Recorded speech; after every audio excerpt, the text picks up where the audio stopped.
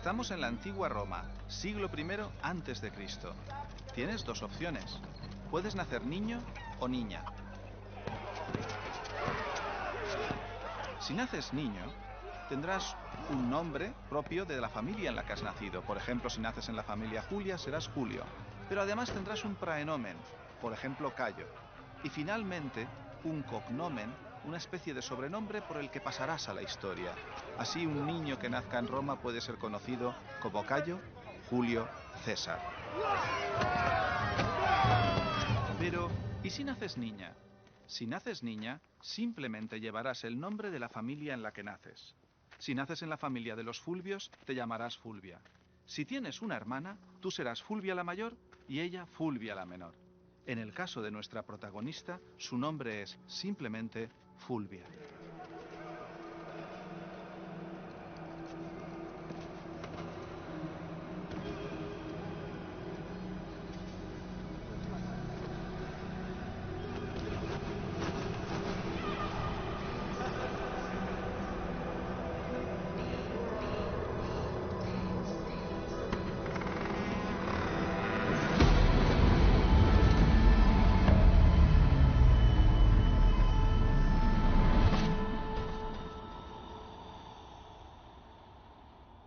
El rito de paso de la infancia a la edad adulta para un niño es a través de una muy elaborada ceremonia en su casa. Al concluir esta etapa, los niños de clase social alta continúan su educación en casa. Se los prepara para ser oradores, abogados, senadores. Sus familias contratan a un pedagogo griego. Es más, en ocasiones se los envía a Grecia para que completen su formación. A las niñas simplemente se las casa, se quedan embarazadas y tienen hijos. De hecho, literalmente se les da el sobrenombre de viripotens, que quiere decir que pueden soportar varón. Es decir, capaz de que tengas relaciones con un hombre y no te reviente las costillas. Tenemos niñas de 9 años muertas de parto. Tenemos niñas de 10 muertas ya casadas. Y de hecho tenemos historias de niñas muy pequeñitas que ya están teniendo relaciones sexuales. Se presenta un futuro muy diferente entre nacer niña o nacer niño. Porque la niña, su futuro, fundamentalmente van a ser los 12 años. Ese es el momento de un antes y un después en su vida.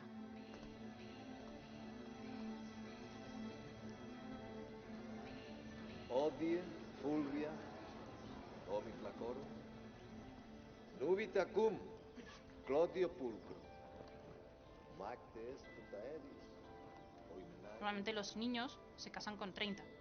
Al final el primer matrimonio es entre una niña de 12 y un chico de 30. El primer matrimonio de Fulvia es con Publio Clodio Pulcro. Se sacan unos 20 años. Fulvia se casa con los 14 habituales. Y al final es un matrimonio que funciona. Pese a la diferencia de edad, parece que se llevan bien y es un matrimonio bien avenido. Candida perpetuo reside concordia lecto. Tanque paris semper sit Venus aequo iuo. Diligati la senem quondam sed et ipsa marito. Tum quoque confuerit, non videat Uranus. Hay varios tipos de matrimonio. Son el matrimonio cum manu y el matrimonio sine manu. Cum manu es que la mujer pasa a ocupar el lugar de hija respecto a su marido. En el sine manu es que sigue siendo la hija de su padre. El cum manu es una modalidad de manera que el padre prescinde de su hija y se convierte, vamos a llamarlo así, espero que se me entienda, como hija sometida a su propio marido. Se convierte en una especie de hijita, menor de edad entre comillas, de por vida.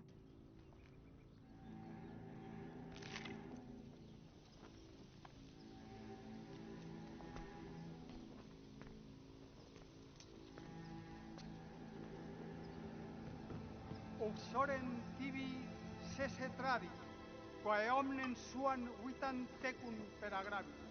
Tale tuum meritum est.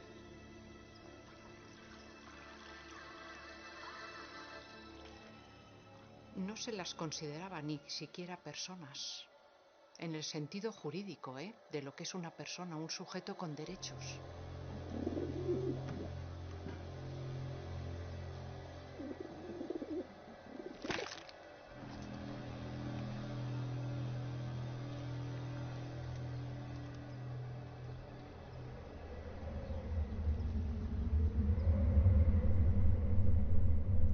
Ubi tu gallo, ego Gaia. Ubi tu gallo, ego Gaia. Donde tú seas gallo, yo seré Gaia, que viene a significar que donde tú estés, yo estaré. Fulvia empezó bien y la criaron bien.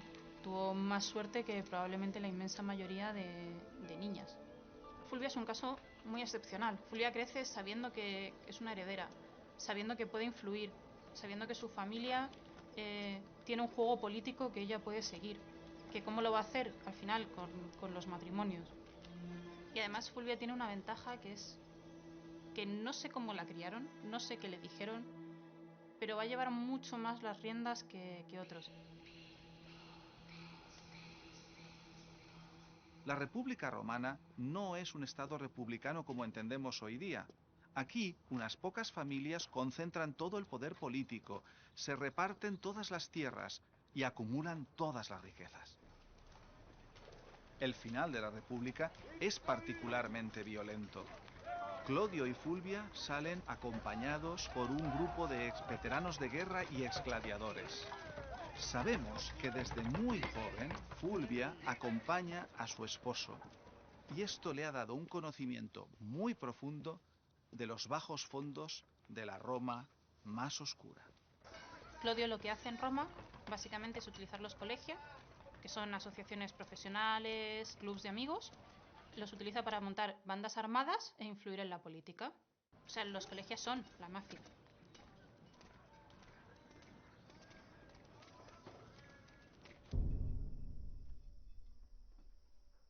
Aqua.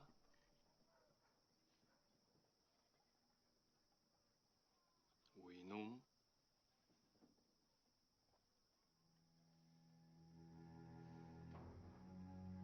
Negotia. Aecomnia. Tibi est.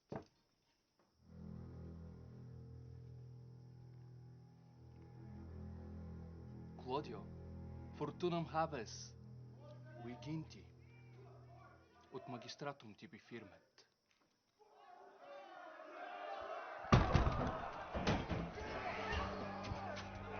Dai, fili porca, nostro videro.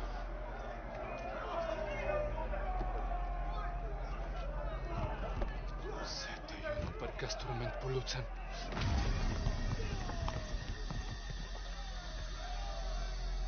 Aut meire relinquate. Una buena mujer romana ha de saber estar callada. Obediente, sumisa. Una buena mujer romana ha de saber repartir las tareas entre los esclavos. Casta, pura. Aut meire relinquate. Aut colum seco. Una buena mujer romana ha de saber halagar mucho a su marido. Como ahora. Y Fulvia eso se lo pasó por el forro. Sí, claramente el tiesto era muy pequeño para Fulvia y lo rompió. Eum necate, un caprum necate.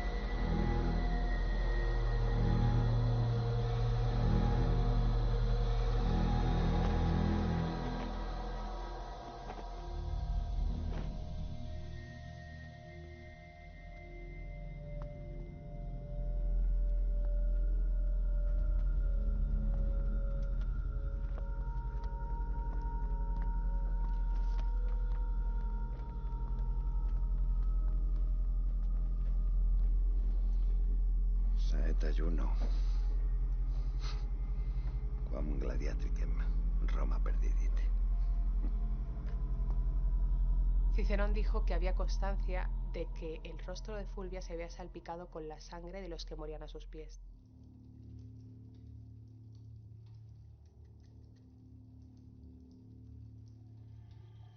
Las fuentes dicen de Fulvia que se comporta como un hombre. Que nosotros hoy decimos, joder, qué halago. No, no, era un insulto. Las fuentes dicen de Fulvia que era el César con faldas. Cuando dicen a Fulvia que de mujer solo tiene el cuerpo, la están insultando. No la están halagando.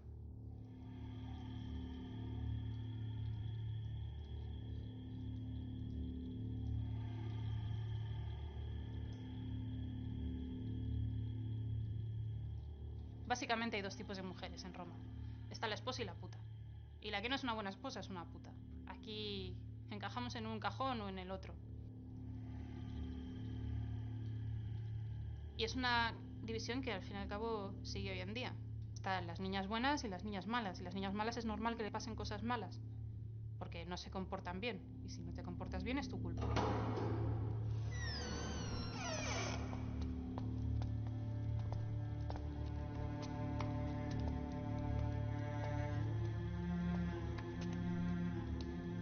Dos veces al año, las mujeres en Roma rinden culto a la Bona Dea, la diosa de la virginidad y la cosecha. Es un rito en el que solo pueden participar ellas y del que nosotros, los hombres, conocemos muy poco, prácticamente nada.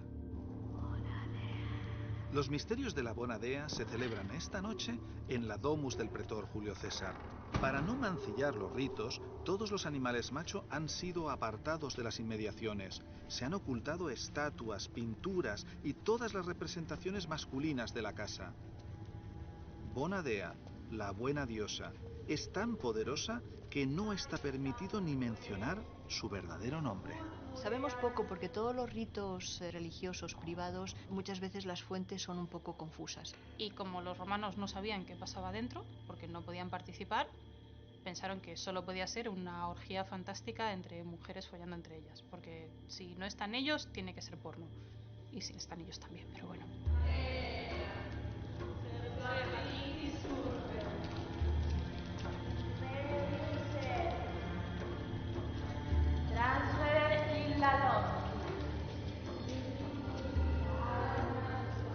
Probablemente no se montara ningún tipo de cosa demasiado loca. O sea, ni siquiera se emborracharían ni despotricarían contra los hombres. Son rituales. Es decir, probablemente fuera algo ultra soso y ultra aburrido.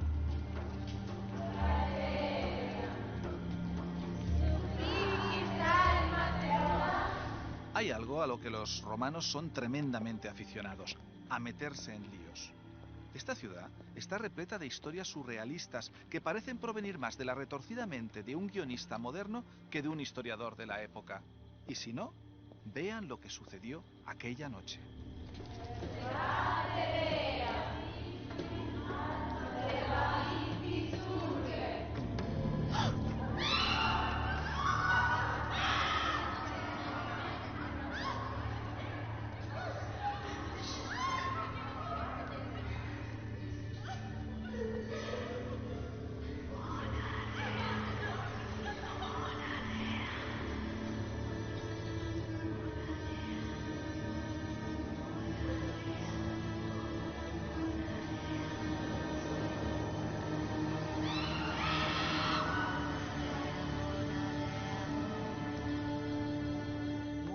Clodio es brutal.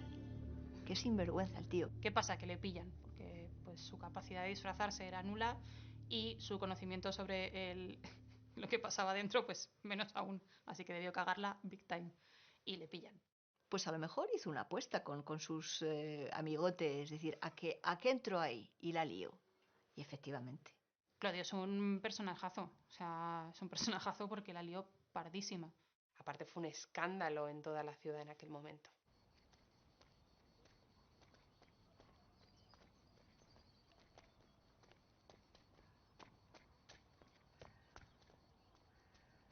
En el juicio, pues, el principal acusador es Marco Tulio Cicerón.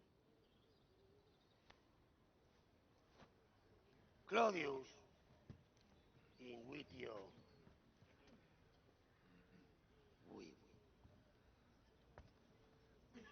Se circumit facilium morium mulierium et dissolutorum virorum qui juvenes corruptus. El nombre de Cicerón, hasta las personas que no han oído hablar de Roma, algo les suena.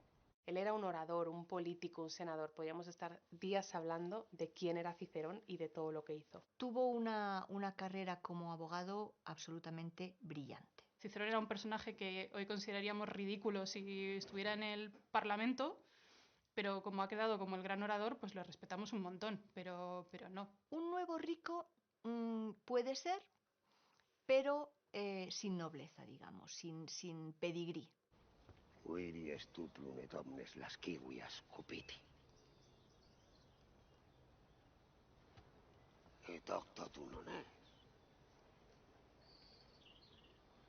Claudius flagitiosus, degeneratus, monstruosos suires, demens, huesanus, latro, nefarius, facinerosus, labes, pestis.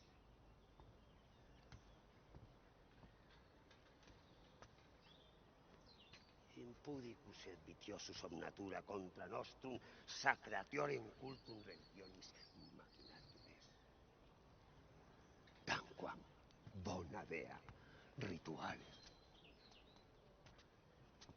Bona dea rituales. Que Fulvia estuviera en el medio a Cicerón no le debía gustar mucho.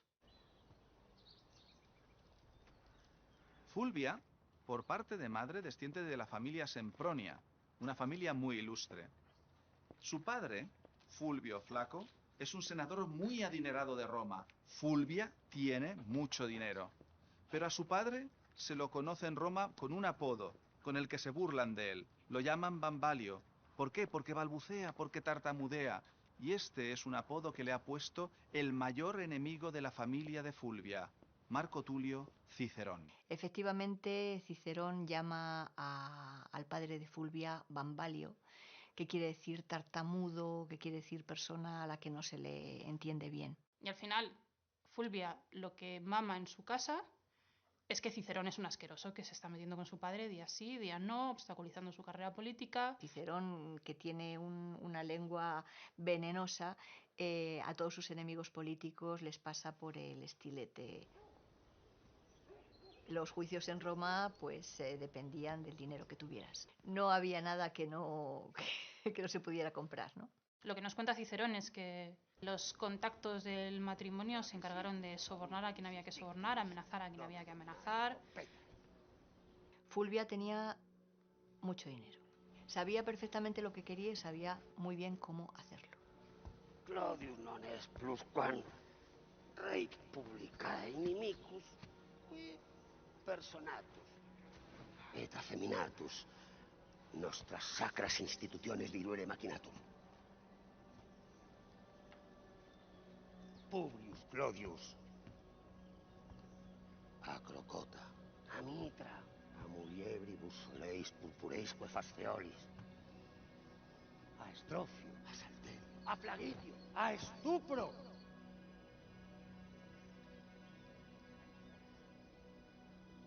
Es factus repentino.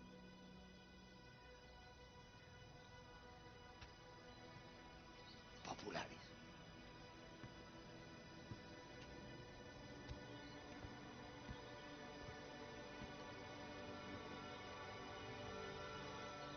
Clodio fue absuelto. Con toda la llantina de Cicerón por en medio. Sí, fue absuelto. Clodio fue absuelto y se consideró que él no había estado en la buena dea. Y parece ser que el gran orador y el gran abogado no fue tan brillante como solía. Se murió de miedo. Eso fue una de las grandes derrotas de Cicerón, de ver que en realidad no podía conseguir una condena de Clodio, ni aunque lo hubieran pillado en medio de los rituales de la Bonadea vestido de mujer.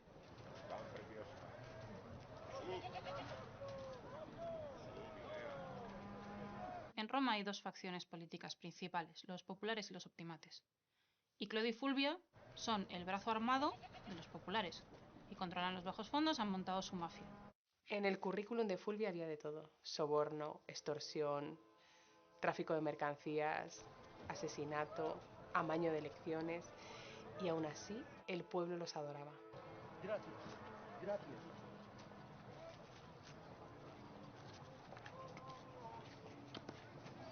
En Roma funciona algo que se llama el clientelismo. Tenían una serie de personas y a cambio de pan, de dinero o de favores, iban a actuar políticamente en su favor. Gracias, Tibi. Tenía una serie de votos ganados. Y cumplida esa lealtad, poner la manita. Repárteme, que he sido muy leal. Alterum pane muy comunidate. Gracias. Es una niña pija, pero es una niña que tiene mucha pasta, que está jugando a la política y que está jugando a la política en base a controlar masas de población.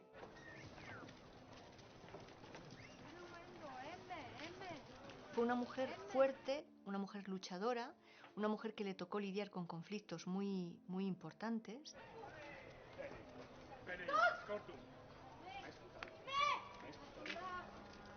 Non fugias, non fugias. Amove.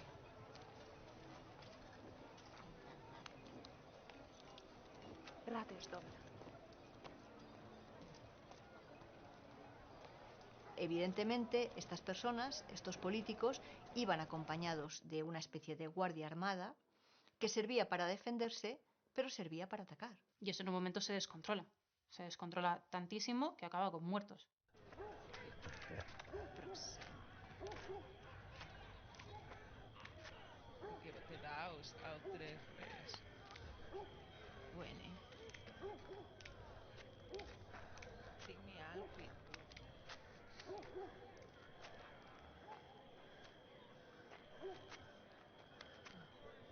Cuentan que hubo una reyerta entre dos colegios, la encabezada por Fulvia y Clodio, y otra que estaba patrocinada por Cicerón. Es una reyerta que dura todo el día, que empieza en la Vía Apia y termina en una taberna. De hecho, Clodio salió huyendo y le persiguieron para rematarle. El líder de esa mafia contraria es Milón. Y Milón es colega de Cicerón.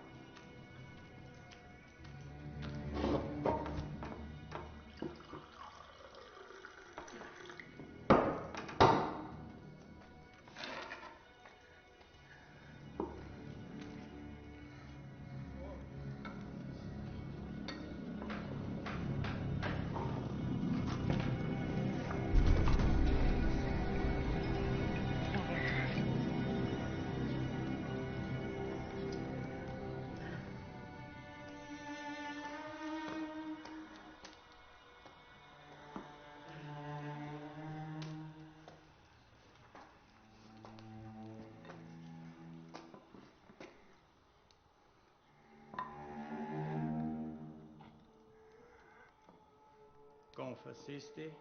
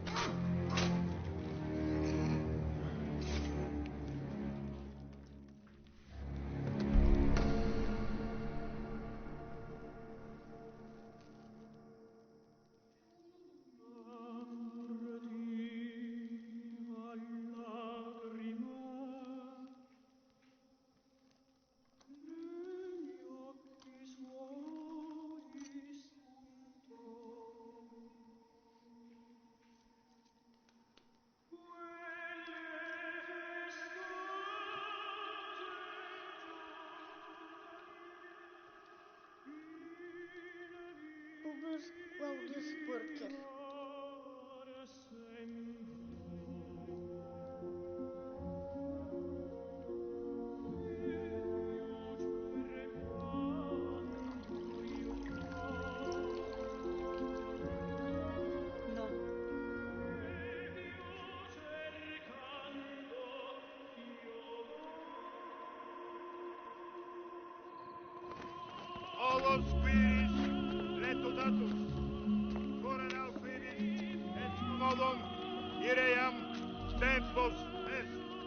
Fulvia empieza a conocer los entresijos de la política con ese marido que le tocó en suerte. Y de hecho, el papel que realiza cuando matan a Clodio es brutal.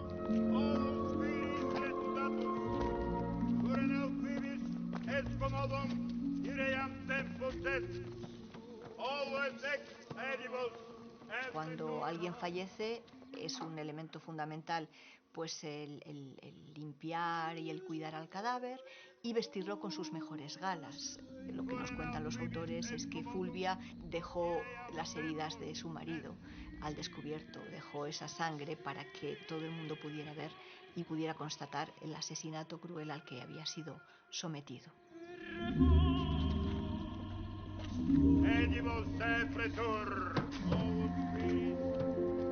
Fulvia, cuando tiene que enterrar a Clodio, lo que quiere un poco es agitar la ciudad. El asesinato de Clodio, por supuesto, tiene consecuencias y despierta la ira de Fulvia. Fulvia es una agitadora y le conviene que Roma arda. Non sono un bidone! Se leggiamo un nobilitar culpamos! Magistratum! Senatores! Lo que es Besún! Mors! Clodi! Defectores!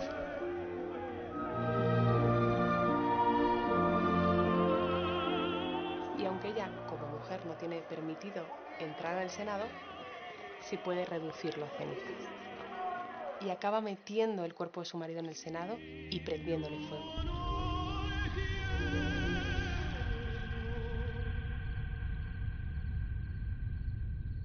Esto causa una impresión terrible.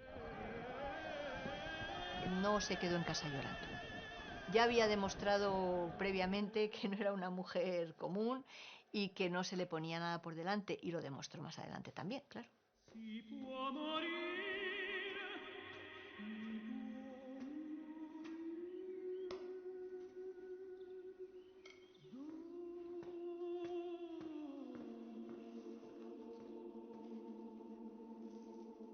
Le va a resultar muy difícil a Fulvia distinguir las cenizas de Clodio de las del Senado. No contenta con haber derribado las puertas de la institución que veta la entrada a las mujeres, Fulvia volverá a enfrentarse con Cicerón en un juicio y volverá a derrotarlo, y volveremos a saber de ella. Pero, mientras tanto, permítanme que les presente a otra de nuestras protagonistas.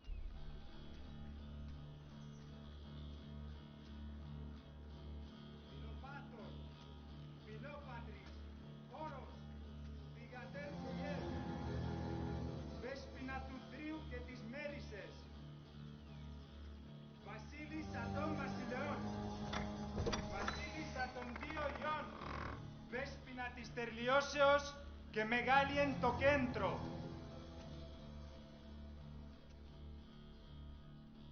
Tiene solo 24 años.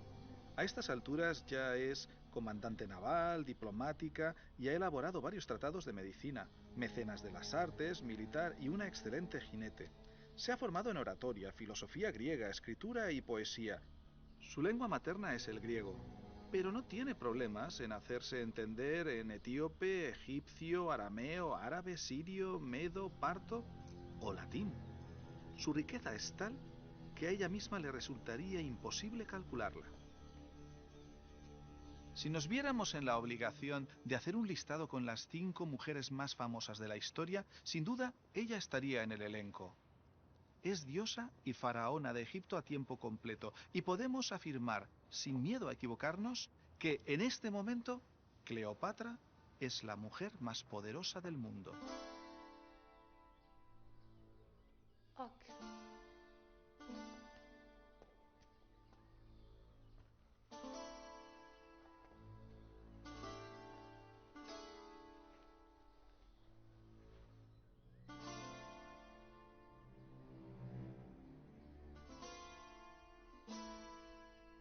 Capillus, magis idonios exequiais non est.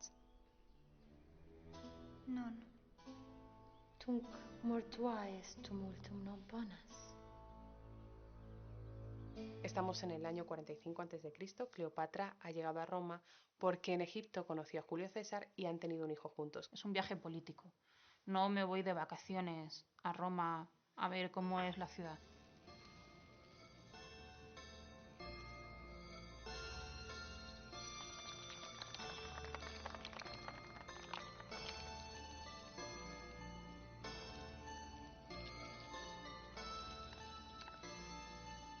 La historia siempre ha sido la historia de grandes hombres ricos que nacieron en grandes familias. Historias de reyes, de batallas, de guerras.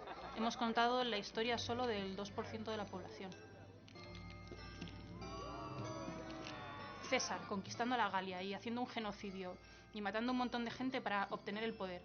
Joder, esos personajes en realidad son un asco. Y esas burlas en el teatro son continuas. Es decir, los pequeños teatros callejeros serían algo muy parecido a nuestros guiñoles, con muchísimo sexo mezclado con peli porno.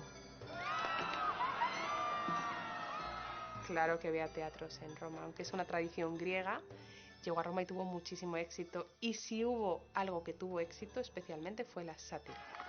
Los romanos estaban bastante obsesionados con los falos y con el sexo. De César, por ejemplo, se reían por ser demasiado afeminado, vestía muy sueltecillo, se depilaba hasta el último pelo, dicen que tenía un poco de pluma.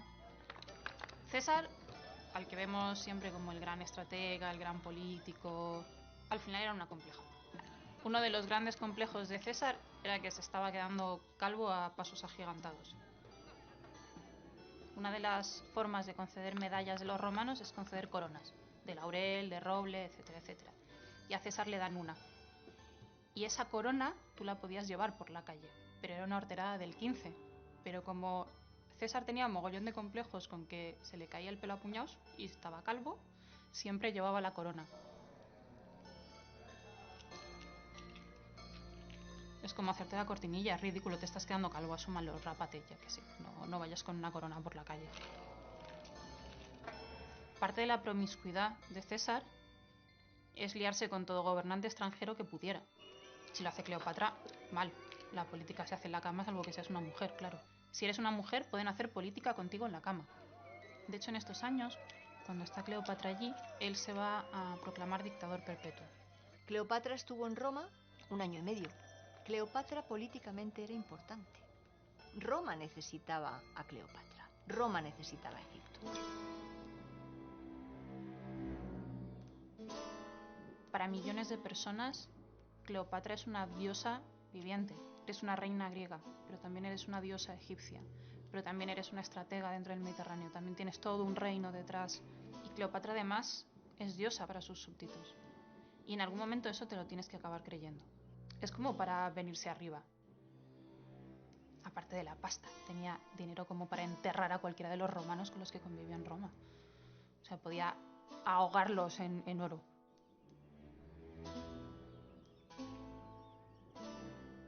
Por supuesto, Cleopatra conoció a Cicerón. Y él llegó a escribir en una carta sobre ella: odio a la reina.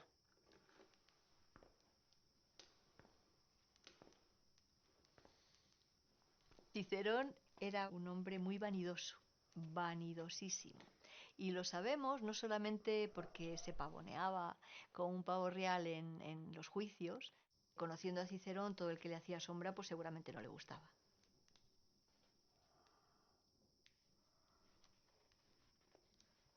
Cleopatra se cría en Alejandría. Tiene acceso básicamente a toda la cultura del mundo conocido en ese momento.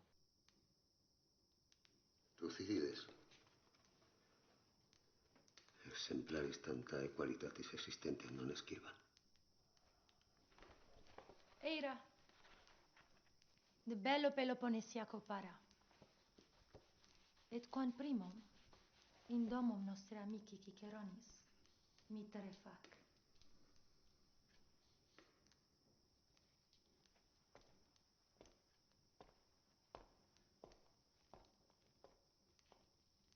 Quid malum est, amico donum facere? Gratus mi esset. Era una mujer inteligente que sabía lo que quería y que quería llegar ahí. O sea, eso no cabe ninguna duda. Bella. De verdad es interesante saber si era una mujer guapa o no. ¿Y bella en qué canon? En el nuestro, en el egipcio. O sea, ¿qué es bello? ¿Qué es bello para un romano? No sabemos qué cara tenía Cleopatra. Remedia. Politica remedia non sunt. Mulieris remedia. Quomodo vitare ut semines germinent. Secreta quae omnis mulier cognoscit. Crocodili faes. Id abei mei terrae, magis usum est. Sed cara, et in Roma difficilis invenire est. Cuando Cicerón tiene que expresar su antipatía por Cleopatra, son 3 cosas las principales. Es una reina, y a los romanos no le gustan los reyes. Es mujer, y las mujeres deberían ser inferiores a los hombres en todo. Y es extranjera, no es romana. Cleopatra.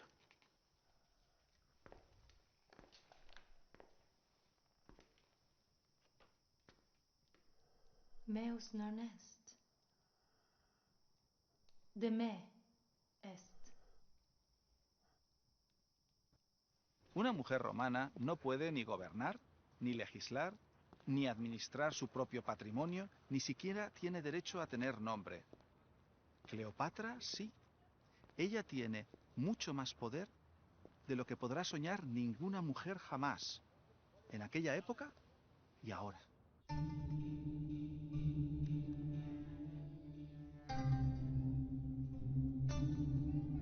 Cleopatra es reina por propio derecho y no tiene que rendirle cuentas a nadie.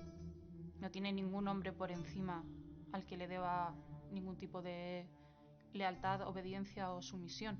Es que podemos entender que en su cabeza no cabía otro concepto. Ella era reina.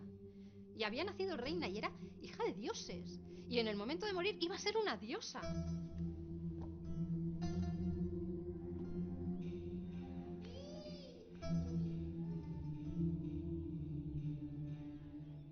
Cesarión es muy pequeño en este primer viaje. Tendría 1 año o 2. Es hijo de César por un lado y de Cleopatra por otro. En ese momento podía haber sido la persona más importante de todo el Mediterráneo. Este niño, Cesarión, que ahora mismo tiene 1 año y pico, imaginaos lo que le puede esperar siendo hijo de la mujer más poderosa de la historia y de Julio César. Cleopatra quería que Cesarión gobernase una Roma en la que no existían reyes. Ella iba con esa pretensión, porque claro, en Roma no había reyes en esa época. Además, odiaban a los reyes. Probablemente ella lo que quisiera fuese legitimizar a Cesarión como hijo de Julio César, no como una figura que pudiese conseguir un poder en Roma. César tenía esposa. César tiene una esposa que era Calpurnia, que es una perfecta matrona romana. Y bueno, en ese tiempo César fue un bígamo que tenía a su mujer legítima en casa y a Cleopatra en una villa a las afueras de Roma. Que César y Cleopatra se acostaban, y esa cuestión de quién era el hijo lo comentaba toda Roma. No sabemos si hubo amor, ojo. El amor en la antigüedad se veía de una forma completamente diferente a como lo vemos hoy. Que se atraían era seguro. Sabemos que tanto uno como otro eran personajes fascinantes. Es verdad que no se habla de matrimonio nunca, eran amantes. Que tendría unas broncas de mucho cuidado también me lo creo. Y Calpurnia aguanta y se comporta como se espera de ella, como una buena matrona.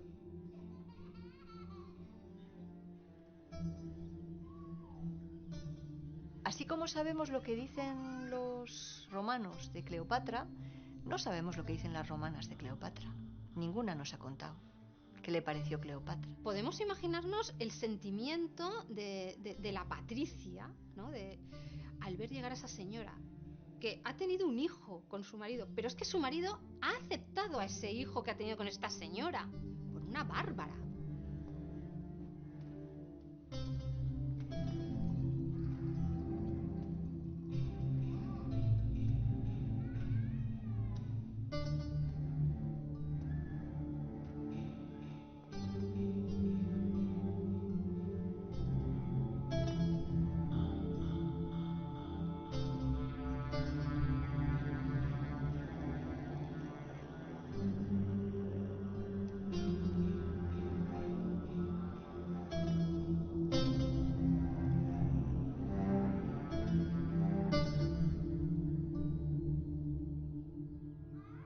Fulvia y Cleopatra cada vez tienen más cosas en común.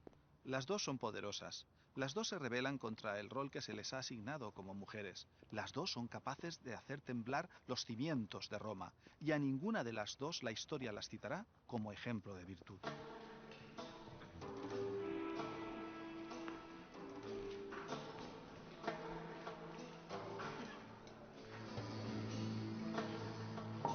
Lo que no podía prever Cleopatra era el giro de guión que estaba por venir y que le fastidió al final todos los planes.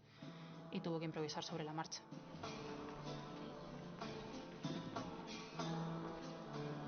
Cleopatra estaba a las afueras de Roma, en una casa propiedad de César.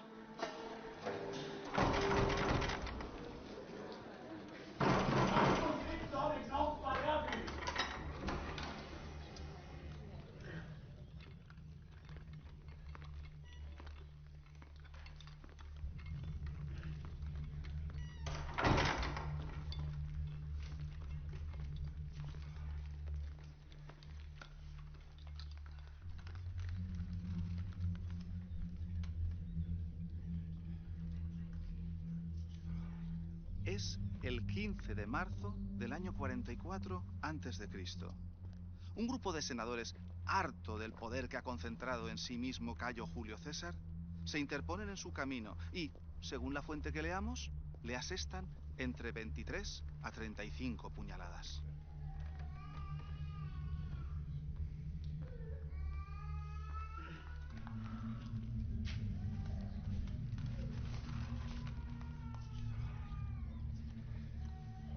Imaginaos esa mujer que le llegan a avisar de que el padre de su hijo, el motivo por el que ella está en Roma, acaba de ser asesinado.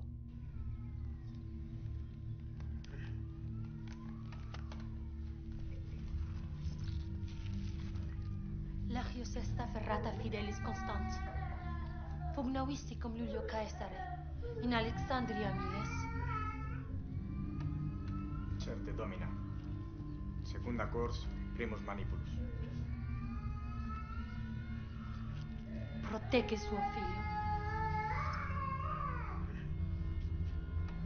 Legios esta ferrata.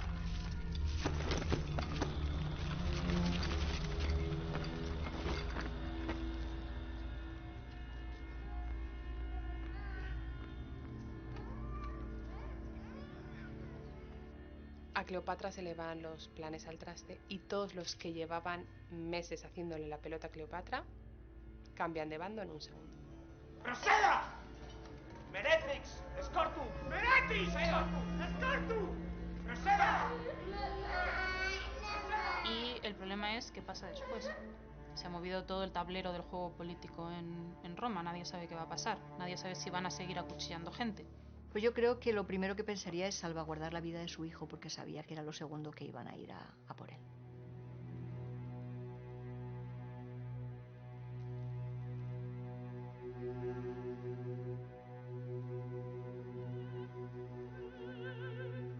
El cuerpo de César no es entregado a Cleopatra, sino a Calpurnia, su esposa legal según la ley romana. Calpurnia, una mujer que estuvo a punto de reescribir la historia, pues advirtió a César de que ese día no fuera a la reunión del Senado. Pero César no le hizo caso.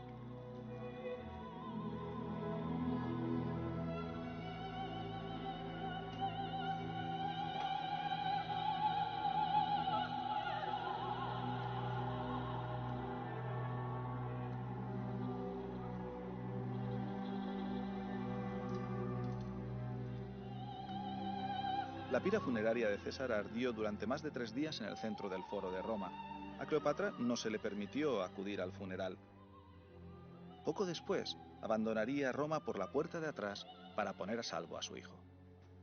En el testamento, César no nombrará ni a Cleopatra ni a Cesarión, el hijo de ambos.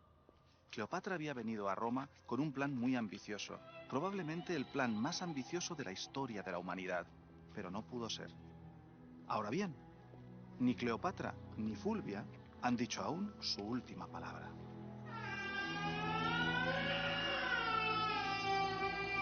Ut suae manus Extra feretrum palam unium se libret. Unimos con vanuas manos, et con vanuas manos imos.